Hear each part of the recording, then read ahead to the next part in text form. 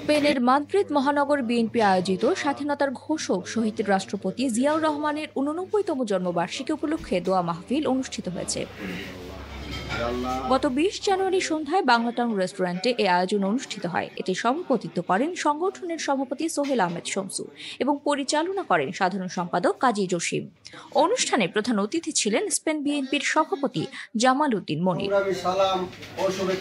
অনুষ্ঠানে স্বাগত বক্তব্য দেন সাংগঠনিক সম্পাদক পারভেজ আহমেদ। অন্যান্য বক্তাদের মধ্যে উপস্থিত ছিলেন বিএনপি নেতা সৈয়দ নাসিম, আব্দুল আওয়াল, শহীদুল ইসলাম, দীন মোহাম্মদ, শাফিন মজুমদার, মানিক ব্যাপারী, আব্দুল মজিদ সুজন, বিপ্লব খান, মোহাম্মদ সাঈদ এবং মিনহাজ আহমেদ প্রমুখ।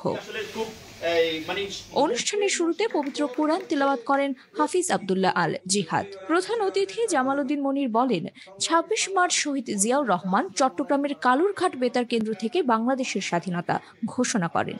তার এই ঘোষণার মধ্য দিয়ে মুক্তিযুদ্ধের সূচনা হয় এবং তিনি অসীম বীরত্বের মাধ্যমে যুদ্ধ পরিচালনা করেন।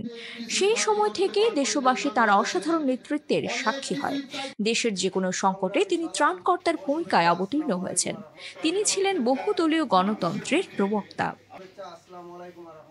অনুষ্ঠানে শহীদ জিয়াউর রহমানের আত্মার মাগফিরাত কামনায় বিশেষ দোয়া করা হয়।